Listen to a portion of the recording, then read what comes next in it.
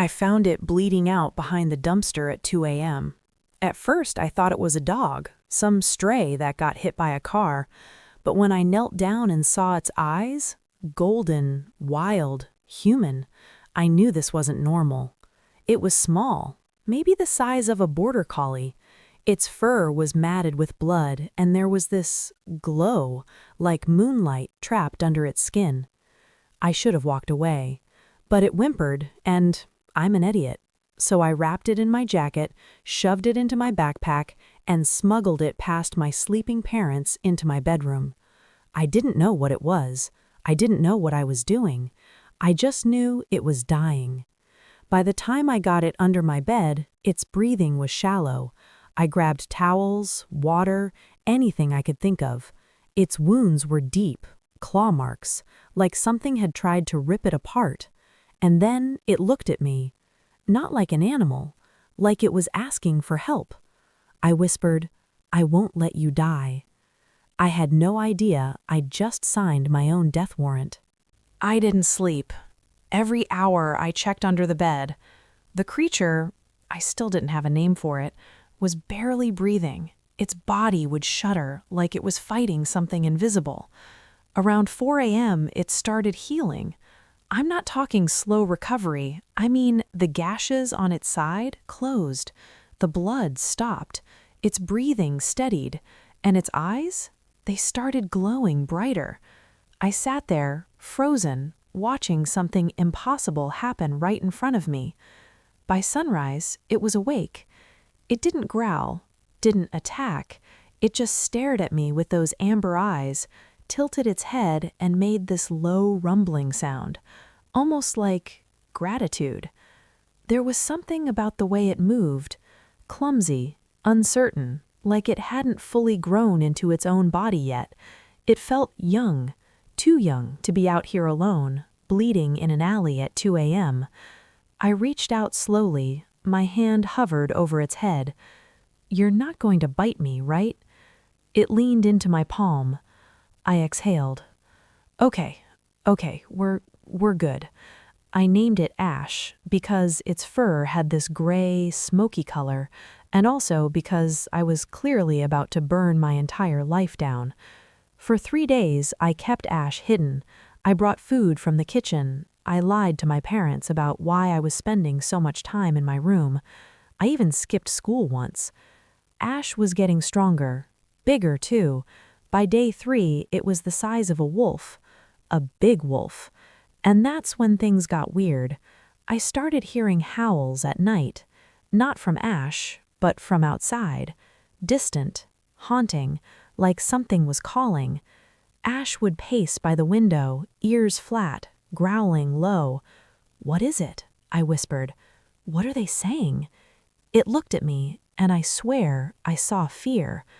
On the 4th night, I woke up to scratching, not from under my bed, from my window. I turned, heart pounding, and saw it. A massive wolf, easily twice the size of Ash, black fur, scars across its muzzle, eyes like molten gold. It wasn't trying to get in, it was watching. And then it tilted its head back and howled.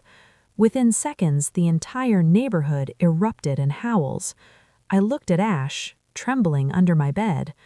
What did I just get myself into? The next morning, there was a dead deer in my backyard. Not hunted, placed. Its throat was torn out, and it was positioned right below my bedroom window. A message. I didn't tell my parents. I buried it myself before they woke up, hands shaking the entire time. That night, I locked every window, every door. I even shoved my desk against my bedroom door. Ash was restless, pacing, whining. "I'm trying to help you," I hissed, "but you need to tell me what's going on." And then it shifted. I'm not talking full transformation, but its body flickered. For just a second, I saw a boy, maybe my age. Messy hair, dirt on his face, terrified eyes. Then it was Ash again. I stumbled back. What the? A rock shattered my window. Glass exploded everywhere. I screamed, ducking as something heavy hit my floor. It wasn't a rock. It was a bone, carved with symbols I didn't recognize, and wrapped around it was a note. I unfolded it with shaking hands. The handwriting was jagged, angry. "Return the runt by the new moon, or we come for you both." I looked at Ash. Runt? He lowered his head. "They want you dead, don't they?" He didn't move, but I knew. I crumpled the note. "Well, too bad, you're staying." That's when I heard footsteps on my roof. Heavy, deliberate. Something growled above me. Ash's ears shot up. He bared his teeth, stepping between me and the ceiling. The growl turned into words, a voice, deep, inhuman. "You don't know what you're protecting, human." My voice cracked. "Then tell me." Silence. Then, "He killed one of ours, a child. We don't forgive that." I froze. "What?" "3 nights. Return him, or the pack takes you both." The footsteps retreated. The roof went silent. I looked at Ash, my stomach twisting. Did you kill someone?" He shifted again. For just a moment, I saw the boy, and he was crying. Then he was a wolf again, but he didn't run. He stood there, shaking, looking between me and the broken window. Glass glittered on the floor. Freedom was right there. "Ash?" I whispered. He took one step toward the window, stopped, looked back at me. His eyes were desperate, apologetic. "No, don't you dare!" He bolted, leapt through the shattered frame. I heard him yelp as jagged glass tore into his shoulder. Blood splattered on the windowsill. "Ash!" I screamed, but he kept running, limping now, a fresh trail of blood disappearing into the darkness. I stood there, frozen, staring at the empty window, at the blood he'd left behind. He didn't just run from them, he ran from me. I didn't wait for morning.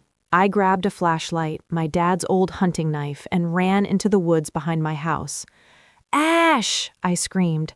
"Ash!" Nothing. Just trees, shadows, and the feeling that I was being watched. I found tracks, massive paw prints in the mud. I followed them, my breath fogging in the cold air. That's when I heard it.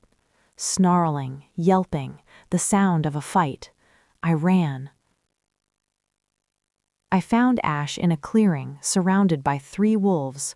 Huge, scarred, vicious. They were circling him, snapping at his legs, backing him toward a rock face. He was limping, bleeding again. "Get away from him!" I screamed. All 3 wolves turned to me. I froze. One of them stepped forward. Its fur was silver streaked with black. It was the one from my window. It shifted. Not fully, just enough. Its face became half human. A woman, maybe 30. Eyes like ice. "You should have stayed home, girl. I'm not letting you kill him. You don't even know what he did. I don't care." She laughed, cold, bitter. "He murdered my daughter." The words hit me like a truck. I looked at Ash. He was shaking. His ears were flat. Guilty. "No," I whispered. "He wouldn't." She was 6, playing in the woods. He was feral, starting. He ripped her apart. Tears burned my eyes. "He's just a kid." So was she. The other wolves growled, moving closer. I raised the knife. My hand was shaking so hard I could barely hold it. "If you want him, you go through me." The woman's eyes narrowed. So be it. She lunged. Ash slammed into her mid-air. They collided, a blur of fur and fangs. The other wolves attacked. I screamed, swinging the knife wildly. One of them bit my arm. Pain exploded through me. I fell. Ash roared, a sound I didn't know he could make, and threw himself over me. Blood everywhere. And then a howl, loud, commanding. Every wolf froze. A figure stepped into the clearing, bigger than all of them, white fur streaked with silver, eyes like dying stars. The Alpha. Enough. The Alpha shifted. Fully. An old man, 70 maybe, covered in scars. His voice was gravel and smoke. Riley, stand down. The silver wolf, Riley, shifted back into a woman. She was shaking. Father, he killed. I know what he did. The Alpha looked at Ash, at me. You protected him. Why? I was bleeding, terrified, but I stood up. Because he asked for help, and I don't let things die when I can stop it. Even killers? He's a child. The Alpha's eyes softened, just slightly. He was feral when it happened, lost his parents in a hunt, starving, alone. He didn't know what he was doing. Riley snarled, "That doesn't bring her back." No, it doesn't. The Alpha knelt in front of Ash. You've been running for 2 years, boy. Hiding, hating yourself. Ash shifted. The boy appeared. Thin, shaking, maybe 14. I didn't mean to, he whispered. I didn't mean to. Riley's face twisted. She turned away, shoulders shaking. The Alpha stood. The law is clear. A life for a life. That is our way. No, I stepped forward. Please, there has to be another way. There isn't. Then take me. Everyone went silent. Ash's eyes went wide. No. I hid him. I protected him. That makes me responsible, right? The Alpha studied me. You would die for him? Yes. Why? I looked at Ash, at this scared, broken kid who'd been running for 2 years. Because someone should have protected him too. Riley's made a choking sound. The Alpha closed his eyes. Riley, the choice is yours. She turned. Tears streaked her face. For a long moment, she just stared at Ash. Then she spoke. If I kill him, she's still gone, and I become the monster. She looked at me. But if I let him live, maybe something good comes from this. She knelt in front of Ash. You will carry this forever. Do you understand? He nodded, tears streaming. Then live, and make it mean something. She stood, shifted, and walked into the woods. The Alpha nodded. The execution is lifted. They left us in the clearing. Ash was still in his human form. He looked hollow. You shouldn't have done that, he whispered. Yeah, well, too late. He looked at me. Why? I sat down, exhausted. Because I've seen what happens when no one stands up for the broken things. They stay broken. He was quiet for a long time. Then, I think about her every day. Good, I said. You should. Does that make me a monster? I looked at him. Really looked at him. No, monsters don't feel guilt. He nodded slowly. What are you going to do now? I asked. The Alpha, he said I could join the pack, if I prove myself, help protect instead of destroy. That's good. Yeah. Silence. Will I see you again? He smiled, sad, tired. Maybe, if you ever need a wolf in your corner. I laughed. I'll keep that in mind. He shifted back, Ash again. He pressed his nose to my hand. Then he ran. Into the woods. Into a second chance. I walked home as the sun came up. My arm was bandaged. My parents were going to kill me. But I didn't regret it. 3 months later, I got a letter. No return address, just a paw print stamped in wax. Inside, she's been watching you, Riley. She asked me to give you this. There was a photo. A little girl, maybe 6, smiling, holding a flower. On the back, in shaky handwriting, her name was Iris. Thank you for remembering that mercy exists. I cried. Not because it was sad, because it was proof that choosing compassion, even when it's hard, even when it's dangerous, matters. A week later, I was walking home from school when I saw him, Ash, standing at the edge of the woods. Bigger now, stronger. He wasn't alone. Riley stood beside him, in human form. She looked lighter, like a weight had been lifted. She nodded at me. I nodded back. And then they were gone. People ask me if I regret it. Saving Ash. Almost dying for him. And I tell them the truth. No. Because I learned something that night. Monsters aren't born. They're made.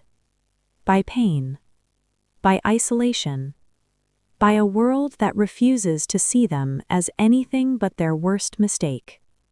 And if we can't offer second chances to the broken, then what the hell are we even doing? I don't know if Ash ever forgave himself, but I know Riley forgave him. And sometimes, that's enough.